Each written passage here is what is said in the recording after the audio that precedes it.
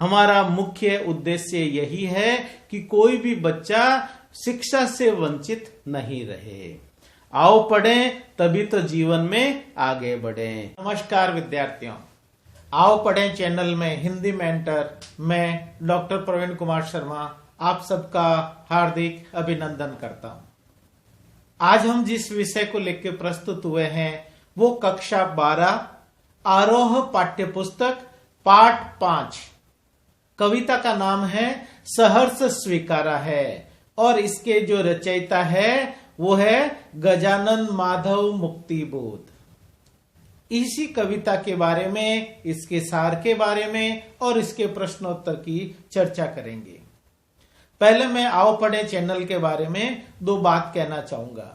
जो भी चीज आपको यहाँ पर मेरे द्वारा बोली जाएगी वो आपको स्क्रीन पे भी दिखाई देगी। आप अपनी सुविधा के अनुसार उसके अंदर उसको पोज करके पढ़ सकते हैं और जो चैनल में नीचे लिंक दिया हुआ है वहां पर क्लिक करके भी डाउनलोड करके इसके प्रश्नोत्तर समझ सकते हैं। स्कूली ऑनलाइन शिक्षा के अंदर हमारा आओ पढ़ें चैनल है, अभी शिशु अवस्था में जरूर है, लेकिन इसके अंदर जितनी भी पठन सामग्री है वो गुणवत्ता से युक्त है और निश्चित रूप से कहीं न कहीं प्रत्यक्ष और अप्रत्यक्ष रूप से आपके पढ़ने में सहायक सिद्ध होगी। तभी तो कम समय में हमारे सब्सक्राइब, हमारे लाइक और शेयर करने वाले लोगों की संख्या दिन प्रतिदिन आप लोगों के सहयोग के कारण बढ़ भी रही है, जो एक अच्छी खबर के रूप में है। तो सहर्ष स्वीकारा है पाठ का सार है। मैं आप लोगों से विमर्श करूंगा और आपके स्क्रीन पे भी सार आता जाएगा। इसको आप पोज करके समझ और पढ़ सकते हैं। गजानन माधव मुक्तिबोध ने सहर्ष स्वीकारा है एक ये कविता इनके निजी अनुभवों जो उन्होंने समाज में रहते हुए अनुभव अर्जित किए उन पर आधारित ये कविता है। कवि अपनी प्रेरणा के स्रोत को अज्ञात रखता है, उसका नाम नहीं बताता है कि उसकी जो प्रेरणा के स्रोत है वो प्रेमिका के रूप में है या किस रूप में है, उसका नाम नहीं लेता है। इस कविता का तुम माँ है या पत्नी है या प्रेयसी है, प्रेयसी मतलब प्रेमिका है, बहन है या और कोई, इसका रहस्य अंत तक बना रहता है। वो केवल संकेत रूप से तुम शब्द उसके लिए प्रयुक्त करता है। कोई भी हो सकता है, उसकी पत्नी हो सकती है, प्रेमिका हो सकती है, माँ, बहन या परिवार का और भी कोई सदस्य हो सकता है। कवि स्वीकार करता है कि उसके जीवन में जो कुछ भी कमजोरियां या उपलब्धियां हैं उन्हें उसके प्रिय का प्रेम और समर्थन प्राप्त है। उसकी जो गर्वीली गरीबी, गंभीर अनुभव, विचार, चिंतन और भावनाओं की जो नदी उमड़ती है वो सब मौलिक है। ये सब प्रिय के प्रेम का संबल प्राप्त करके ही प्राप्त हुए हैं कवि को। कवि अपने प्रिय से बहुत ही गहराई से जुड़ा हुआ है, बहुत ही घनिष्ठ संबंध उसने बताया है। वह स्वयं को जितना ही उड़ेलता है उतना ही फिर भर आता है, मानो उसके भीतर कोई झरना है। उसे लगता है कि उसका प्रिय उस पर चांद की तरह खिला रहता है। बार बार अपने प्रिय को वो याद करता है लेकिन अंत तक नाम नहीं बताता है। कवि चाहता है कि वो अपने प्रिय से अत्यधिक प्रेम से, उसकी ममता के मोह से उबर जाए। कवि इस कविता के अंत के अंदर गजानन माधव मुक्तिबोध का प्रयास है कि वो अपने प्रिय के प्रेम से उबर जाए, हट जाए। वह सदा ही उसकी आत्मीयता के उजाले में रहते रहते कमजोर हो गया है। अपने आप को वो असहज पाता है, उसे भय लगता है कि उसके बिना शायद वह जी नहीं पाएगा। अपनी प्रेमिका के बिना गजानन माधव मुक्तिबोध को ऐसा लगता है कि वह जीवन निकाल नहीं पाएगा, इसलिए वह उसे भूल जाना चाहता है ताकि वह अंधेरों में गहरी से गहरी गुफाओं में भी जी सके, अपना जीवन यापन कर सके। यद्यपि उसका प्रिय को बुलाना संभव नहीं है, एक दंड के समान होगा, फिर भी वह उस दंड को, उस सजा को भुगतने के लिए तैयार है। उसे विश्वास है कि वह अंधेरे से लड़ता हुआ उसी की आत्मीयता की शक्ति को वापस प्राप्त कर लेगा। उसका सहारा उसे सब जगह मिलता रहेगा। उसने जीवन में आज तक जो कुछ भी प्राप्त किया है, जीवन में उस प्रेमिका के सहारे जो कुछ भी उसने अर्जित किया है, वह उसके प्रिय की देन है। पूरा श्रेय उस प्रिय को ही देता है। उसके सब कार्यों में कारण के रूप में सदैव उसका प्रिय ही रहा है। इस प्रकार सहर्ष स्वीकारा के अंदर कवि गजानन माधव मुक्तिबोध जीवन के अंदर जितनी भी उपलब्धियां हैं, जीवन में जितनी भी कमजोरियां चाहे किसी रूप में हो, सारा का सारा श्रेय उपलब्धियों का भी और कमजोरियों का भी अपनी प्रेमिका को देता है, अपने प्रिय को देता है और उसके लिए और तुम शब्द प्रयोग करता है। अब तुम के अंदर कोई भी हो सकता है, उसकी माँ, बहन, पत्नी, प्रेमिका या और कोई भी परिवार का सदस्य हो सकता है। इस पाठ के 4 काव्यांश है, तो पहले काव्यांश का मैं आपके सामने वाचन करूंगा, जो आपको स्क्रीन में भी साफ दिखाई देगा। फिर उसके भावार्थ की चर्चा की जाएगी। तो पहले काव्यांश का पठन इस रूप में है। तो इसका पहले काव्यांश का मैं वाचन करता हूं और आप इसको स्क्रीन पे देखें और मुझे सुने भी।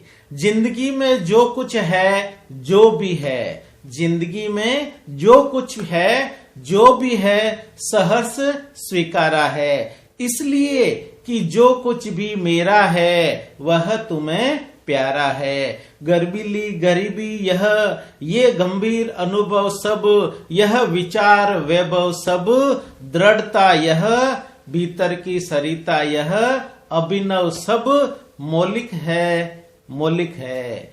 इसलिए कि पल पल में जो कुछ भी जागृत है वह अपलक है, संवेदन तुम्हारा है।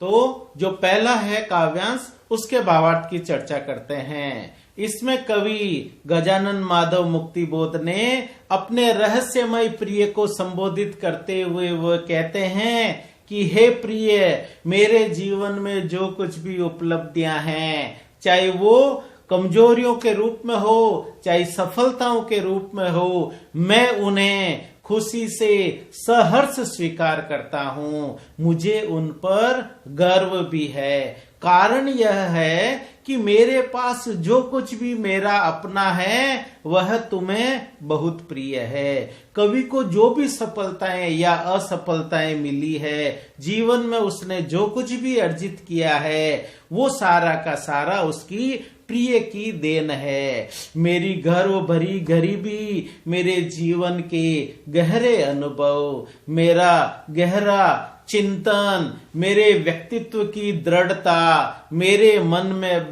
बढ़ती और उभरती भावनाओं की नदी, मेरे अन्य नए नए रूप, ये सब अपने आप में मौलिक है, निजी हैं और नए हैं। इनकी मौलिकता का मूल कारण यह है कि मेरे जीवन में जो कुछ भी गतिशील चेतना है, प्रेरणा है या उपलब्धियां हैं, उसमें तुम्हारी प्रेरणा ही काम कर रही है। तुम ही ने मेरे व्यक्तित्व का निर्माण किया है। इस प्रकार इस पूरे के पूरे काव्यांश में गजानन माधव मुक्तिबोध ने अपने जीवन के अंदर, चाहे वो सफलताओं के रूप में हो, चाहे असफलताओं के रूप में, जितनी भी उपलब्धियां हैं, जितनी भी कमजोरियां हैं, सारा का सारा अपनी जो प्रेमिका है, जो प्रेमी है, उसकी देन मानता है। और उसी के कारण उसने कहा कि मैं जीवन में आगे बढ़ा हूं और ये सारी की सारी उपलब्धियां मौलिक भी है। क्यों? क्योंकि ये नए रूप में है और गतिशील चेतना के साथ में है। तो आइए अब उसके दूसरे काव्यांश की चर्चा करते हैं। दूसरे काव्यांश को मैं पढ़ता हूं और आप उसको स्क्रीन पे देखें। जाने क्या रिश्ता है, जाने क्या नाता है, जितना भी उड़ेलता हूं। उड़ेलने का मतलब होता है बाहर फेंकना या खाली करना। जितना भी उड़ेलता हूं भर भर फिर आता है। दिल में क्या जरना है, मीठे पानी का सोता है। भीतर वह ऊपर तुम, मुस्काता चांद ज्यों धरती पर रात भर। मुझ पे त्यों तुम्हारा ही खिलता वह चेहरा है। अपनी प्रेमिका को संबोधित करते हुए गजानन माधव मुक्तिबोध ने यह काव्यांश कहा और इसका भावार्थ इस रूप में है। गजानन माधव मुक्तिबोध के द्वितीय काव्यांश का भावार्थ इस रूप में है। उन्होंने अपने प्रिय को संबोधित करते हुए कहा है कि मैं नहीं जानता कि मेरे और तुम्हारे बीच में इस स्नेह का क्या संबंध है, किस नाते मैं तुम्हें इतना चाहता हूं। मुझे तो इतना पता है कि मैं इस स्नेह को हृदय से जितना व्यक्त करता हूं, जितना मैं बांटता हूं, उतना ही वह बार बार फिर से भर आता है। मेरे हृदय में प्रेम का कोई झरना मालूम होता है, जिससे लगातार स्नेह की, प्रेम की वर्षा होती रहती है। अथवा हृदय में प्रेम का कोई मीठा स्रोत है, जिससे निरंतर स्नेह जल छलकता रहता है। मेरे हृदय के भीतर तुम्हारा प्रेम है और इस प्रेम पूरित हृदय के ऊपर तुम विराजमान हो, तुम शोभायमान हो। तुम्हारा यह खिलता हुआ मुख मेरे हृदय में सदा इस प्रकार रहता है, जिस प्रकार पूर्णिमा का चंद्रमा रात भर आकाश में अपनी चांदनी को बिखेरता है। इस प्रकार अपने प्रिय को सारी की सारी सफलताओं और जीवन के अंदर जो उसको अलौकिक आनंद प्राप्त हुआ है, उसका श्रेय यहाँ पर गजानन माधव मुक्तिबोध ने अपने प्रिय को ही दिया है। और उसका जो मुस्कुराता मुख है, उसकी उन्होंने उपमा दी है कि पूर्णिमा का चांद रात भर आकाश में चांदनी को बिखेरता है। उसी प्रकार का जो सुख है, जीवन में जो प्रसन्नता है,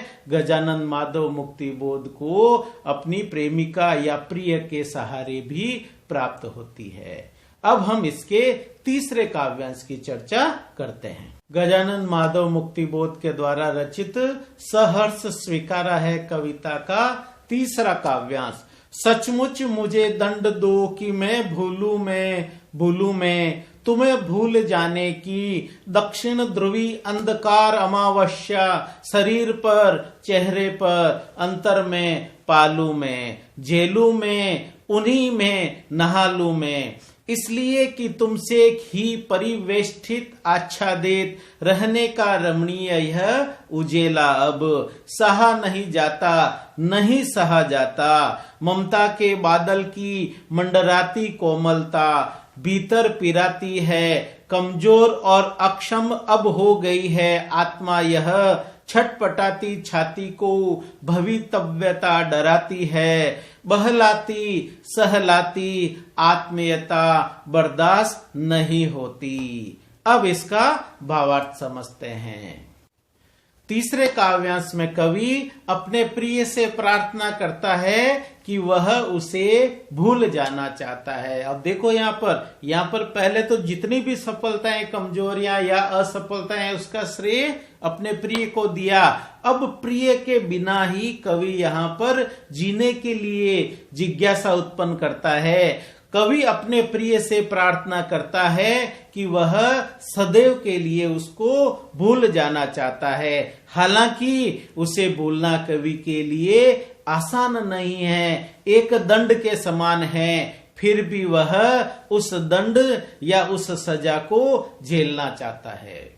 कवि चाहता है कि उसका जीवन अपने प्रिय के वियोग के कारण दक्षिण ध्रुव जैसे अनंत अंधेरे में डूब जाए।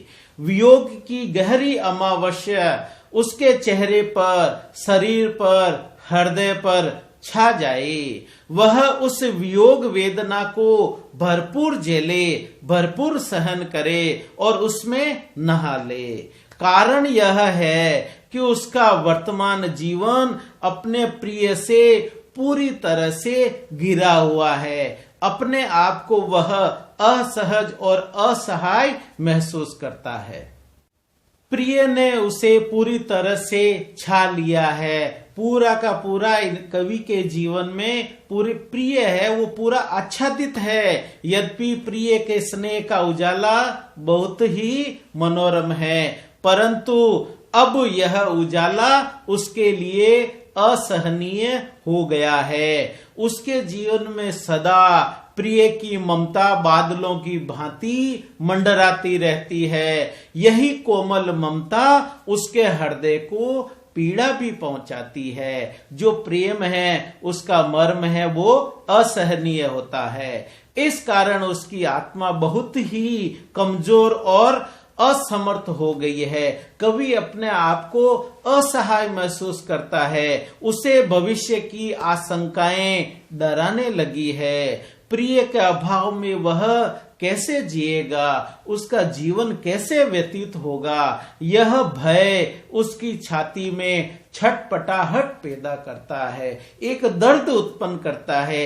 इसलिए अब उसे अपने प्रिय का बहलाना, सहलाना और रह रह कर अपनापन जताना सहन नहीं होता है। वह अब आत्मनिर्भर बनना चाहता है। आई ना इसमें मोदी जी वाली बात, आत्मनिर्भर भारत। तो कभी भी अपने आप को आत्मनिर्भर बनाना चाहता है। उसके स्नेह आंचल के बिना भी अपने पांव पर खड़ा होना चाहता है। वह नहीं चाहता है कि प्रिय की छाया उसके शेष जीवन पर पड़े। वो अपने आत्मनिर्भर होकर के शेष जीवन को आगे ले जाना चाहता है।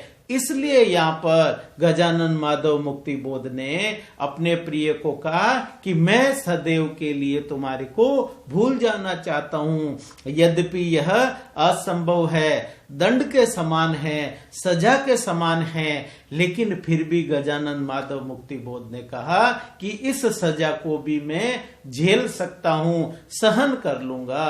क्यों? क्योंकि वह शेष जीवन अपने बल पर आगे बढ़ना चाहता है। आइए अब इसके काव्यांश नंबर 4 की चर्चा करते हैं। गजानन माधव मुक्ति बोध ने चौथे काव्यांश में इस प्रकार से बताया है कि सचमुच मुझे दंड दो कि हो जाऊं पाताली अंधेरे की गुहाओं में, विवरों में, धुएं के बादलों में, बिल्कुल मैं लापता, लापता कि वहां भी हो तुम्हारा ही सहारा। इसलिए कि जो कुछ भी मेरा है या मेरा जो होता सा लगता है, होता सा संभव है, वही सब तुम्हारे ही कारण के कार्यों का घेरा है, कार्यों का वैभव है। अब तक तो जिंदगी में जो कुछ था, जो कुछ है, सहर्ष स्वीकारा है। इसलिए कि जो कुछ भी मेरा है वह तुम्हें प्यारा है। अब इसके भावार्थ को समझते हैं।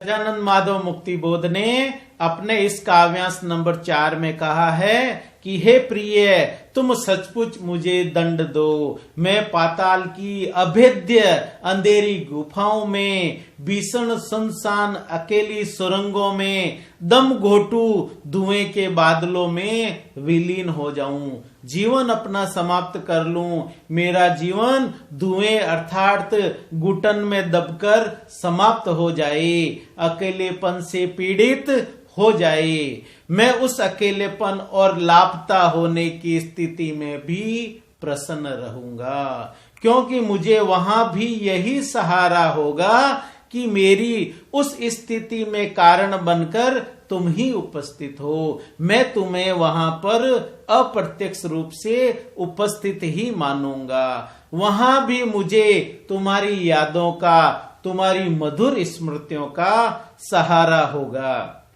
तुम्हारी प्रेममयी यादें मुझे अकेलेपन के सत्रांश में भी प्रसन्न रखेगी। मेरा यह विश्वास है कि मेरी जो कुछ भी सत्ता है, मेरा जो कुछ भी अपनापन है, मेरी जो कुछ भी स्थितियां हैं, वह सब मेरी उस उन्नति में, मेरी उस अवनति में जो कुछ भी संभावना है, वे सभी तुम्हारे कारण हैं। जीवन में जो सर्वस्व का श्रेय उसने अपने प्रिय को दिया है। तुम्हारे प्रेम से संचालित होकर मैंने जो कुछ भी कार्य किए हैं, उन्हीं कार्यों का मेरा परिणाम मेरा वर्तमान है। आशा यह है कि तुम्हारी ही प्रेरणा से मेरा जीवन बना भी है, चाहे वो बिगड़ा भी है। सबका श्रेय तुम्हें है। हे प्रिय, मेरे जीवन में जो कुछ भी अब है या पहले था, उसे मैंने प्रसन्नता पूर्वक सहज स्वीकार कर लिया है, सहर्ष स्वीकार कर लिया है, क्योंकि तुमने मेरी सुखद दुखद सभी स्थितियों को अपना मानकर मेरे से प्यार किया, मेरे से प्रेम किया, मेरे पूरे जीवन से तुम जुड़ी हुई हो। इस प्रकार हमने देखा कि सहर्ष स्वीकारा में गजानन माधव मुक्ति बोध ने अपने जीवन में जितनी भी उपलब्धियां हैं, जीवन के अंदर जितनी भी कमजोरियां हैं, सफलताएं हैं, असफलताएं हैं, सबका श्रेय किसको दिया? अपने प्रिय को। और प्रिय का नाम अंत तक भी उन्होंने स्पष्ट नहीं किया कि प्रिय किस रूप में है, माता के रूप में है, बहन के रूप में है, प्रेमिका के रूप में है, पत्नी के रूप में, या परिवार के अन्य सदस्यों के रूप में है। तो बच्चों, ये सहर्ष स्वीकारा है चैप्टर आपको निश्चित रूप से समझ में आया होगा, और इसके अंदर जो भी भावार्थ है आपको स्क्रीन पर स्पष्ट रूप से दिखाई देगा। आप उसको पॉज करके समझ भी सकते हैं, पढ़ भी सकते हैं, और मेरा वीडियो तो आप सुन ही सकते हैं। और इस अध्याय से संबंधित प्रश्नोत्तर है वो हमारे इस आओ पढ़े चैनल के अंदर जो नीचे लिंक दिया गया है, उसको आप क्लिक करके उनको सहज और सरल तरीके से प्राप्त कर सकते हैं। हमारा मुख्य उद्देश्य यही है कि कोई भी बच्चा शिक्षा से वंचित नहीं रहे। आओ पढ़ें, तभी तो जीवन में आगे बढ़ें। नमस्कार।